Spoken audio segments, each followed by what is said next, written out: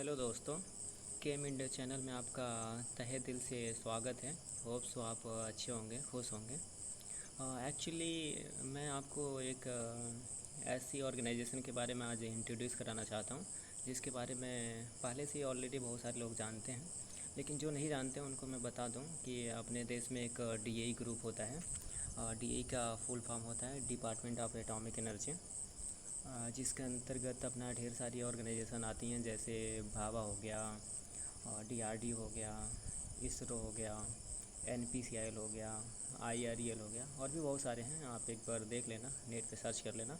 मैं इसके बारे में आपको इसलिए इंट्रोड्यूस कराना चाहता हूँ क्योंकि जो भी अपना इंजीनियर होते हैं, लाइक कोई भी इंजीनियर हो गया, किसी भी टाइप्स का इंजीनियर हो गया, लाइक केमिकल या मैकेनिकल या सिविल या इलेक्ट्रिकल, इलेक्ट्रॉनिक्स, जो भी है, कोई भी इंजीनियर का एक आई थिंक स्टार्टिंग से ड्रीम होता है कि ये अपना डीई ग्रुप जैसे ऑर्गेनाइजेशन में काम करें, लाइक बार क्या इसरो या डीआरडीओ में, जहाँ रिसर्च वगैरह होता रहता है।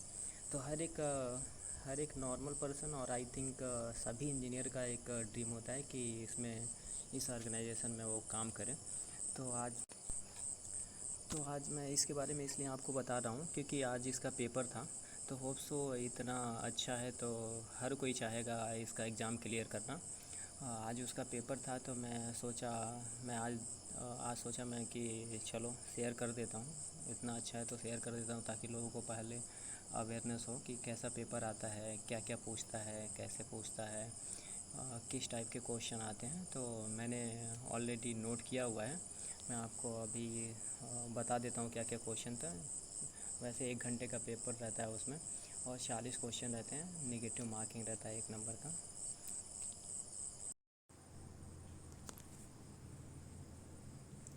तो जो अपने आज बार के पेपर में जो आया था वो सबसे ज़्यादा एसटीओ से था, बाकी उसके बाद से अपना एमटीयू से था, और फ्लूइड मैकेनिक्स भी कुछ क्वेश्चन थे, सीआरई के भी 2 क्वेश्चन थे, और क्या नाम है अपना मॉस के भी कुछ क्वेश्चन थे, स्टेशियोमेट्री के भी 2 क्वेश्चन थे।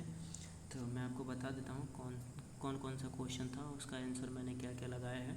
आप भी देख लेना, ये मेरे हिसाब से ज़रूरी नहीं कि यही सही हो। आप एक बार कमेंट करके बताना कि क्या आपने क्या लगाया है, अगर कुछ गलती होगा तो जो पहला क्वेश्चन था वो पूछा था, ऐसी सीरियल वाइज नहीं है क्योंकि जैसे जैसे याद आ रहा था वैसे वैसे मैंने लिख लिया एक कॉपी पे।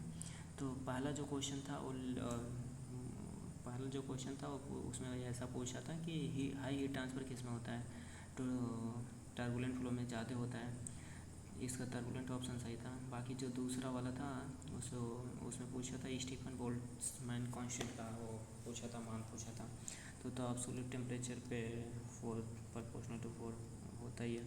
बाकी जो तीसरा क्वेश्चन था यूनिट ऑफ थर्मल कंडक्टिविटी का पूछा था, और बाकी जो चौथा था रिलेटिव ह्यूमिडिटी के बारे में पूछा था, और बाकी जो पांचवा क्वेश्चन था वाटर बॉयल अप कब होता है ये पूछा था।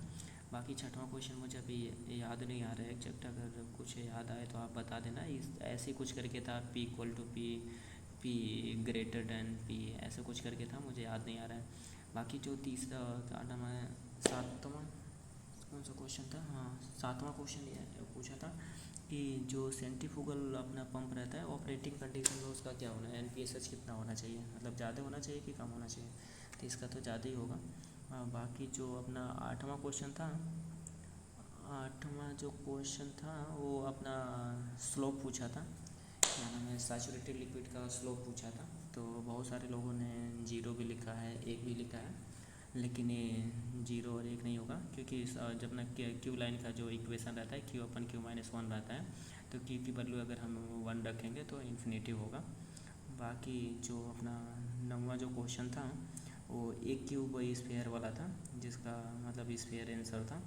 आप देख लेना एक बार अपने हिसाब से क्या होगा, मेरे हिसाब से तो ये स्फेयर था। और जो 10वां नंबर में मुझे एक डाउट था, ऑरिफिस मीटर इज क्या था, ऑप्शन में था अपना variable pressure drop, constant pressure drop, और ABC मतलब दोनों लिखा था। तो मैंने तो दोनों लगाया है अब, लेकिन शायद ये गलत है। आप एक बार कमेंट करके बताना ये सही है कि इसमें क्या होगा, C होगा कि मतलब दोनों होगा कि वेरिएबल प्रेशर ड्रॉप होगा। बाकी जो 11 नंबर का पूछा था क्वेश्चन, उसमें पूछा था कि गियर पंप किसके अंडर में आता है, गियर पंप क्या होता है। तो गियर पंप पता ही है सबको कि पॉजिटिव पीडी पंप में आता है, पॉजिटिव डिस्प्लेसमेंट पंप में आता है। बाकी जो 12 नंबर का एक क्वेश्चन था, याद अभी मुझे आ रहा है, वहाँ पे पहला नंबर का एक क्वेश्चन था कि 12 नंबर का, हाँ ये अपना 10,000 के जी पर हावर उसका वो दे रखा था, और जो अपना टॉप में पेपर जा रहा था वो 9,000 था। तो इसका जो आंसर आया वो 6,000 आया था। और बाकी आप देख लेना एक बार, मुझे इसका डाउट है, एक बार क्लियर कर लेना। बाकी जो 13 नंबर का क्वेश्चन था वो अपना फुटबॉल पूछा था। तो फुटबॉल तो सबको पता है कि डायरेक्शन कंट्रोल करता है। और बाकी 13 नंबर, और उसके बाद से एक क्वेश्चन पूछा था, इनफॉर्मेट फीड मल्टी इफेक्टिव एपरेटर में प्रेशर क्या रहता है। तो प्रेशर तो पता ही है, लोवेस्ट इन लास्ट इफेक्ट रहता है।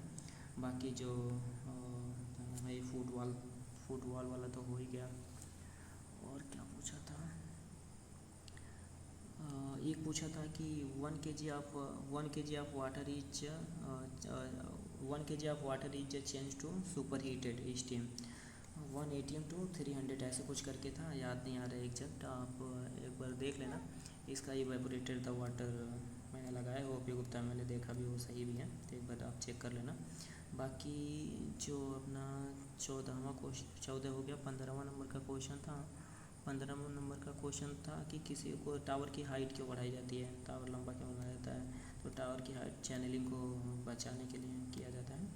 और बाकी जो 16 नंबर का क्वेश्चन था, और 16 नंबर का थोड़ा सा मुझे डाउट था, आप एक बार करके बताना, क्योंकि तो मैंने वहाँ पे क्या नाम है liquid sell side liquid increase किया है, आप एक बार देख लेना क्या है उसका। और उसके बाद से हाँ, वो क्या था, 16 नंबर का क्वेश्चन था जो for observing A Sprüngli soluble in gas. तो मैंने तो लगाया था liquid side mass transfer coefficient increase होता है। बाकी एक बार देख लेना, थोड़ा सा डाउट लग रहा है इसमें, अभी मिलाया नहीं है मैंने। और बाकी जो 17 नंबर का क्वेश्चन था, उस 17 नंबर का क्वेश्चन था रजिस्टेंस इंक्रीज इन स्टील में, मतलब रजिस्टेंस को रोकने के लिए, कोरोजन को रोकने के लिए क्या मिलाया जाता है। तो उसमें निकल और क्रोमियम था, वो आई थिंक सबका सही होगा। बाकी एक मॉस से क्वेश्चन था, मॉस ऑपरेटिंग स्पीड कितनी होनी चाहिए बाल मिल की, तो लेस देन होना चाहिए। और बाकी एक सीआरई से क्वेश्चन था, ए केमिकल रिएक्शन A:3B करके दिया था, तो उसका ऑप्शन में था 0 1 2 3 ऐसे कुछ करके था, तो उसका आंसर तो 2 होगा, सीआरई में है क्वेश्चन। बाकी एक क्वेश्चन और था कि 100 degree rise in temperature reaction is double, हर ऐसे कुछ करके था, हर मिनट में डबल, हर घंटे में डबल हो जाता है। तो 30 से 70 तक कितना रहेगा, तो ये आई थिंक 16 होगा। एक बार चेक कर लेना आप निकाल कर। बाकी जो 21 नंबर का क्वेश्चन था,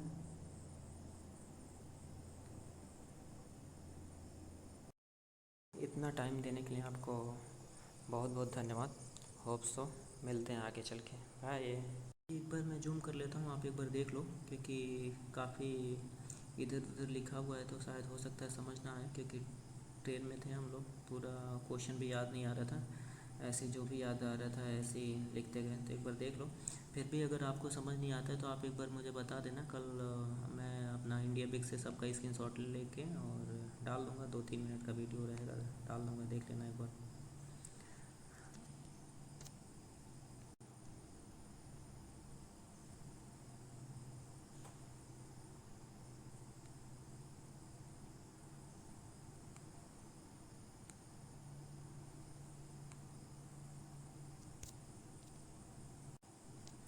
और आपसे एक रिक्वेस्ट है, आप जितना हो सके उतना आप इस वीडियो को शेयर करें और कमेंट करें, सब्सक्राइब करें, ताकि जो भी अपने जूनियर्स होंगे या जो भी अपना जॉब कर रहे होंगे या जो भी अपना ये पेपर ना दे पाए होंगे, तो उन सब का भी थोड़ा सा हेल्प हो जाएगा। बाकी थोड़ा वो लोग भी अवेयरनेस हो जाएंगे कि कहाँ कहाँ से पूछा है, कैसे कैसे पूछा है, ताकि आगे चल के वो उनको भी हेल्प मिल लगे। तो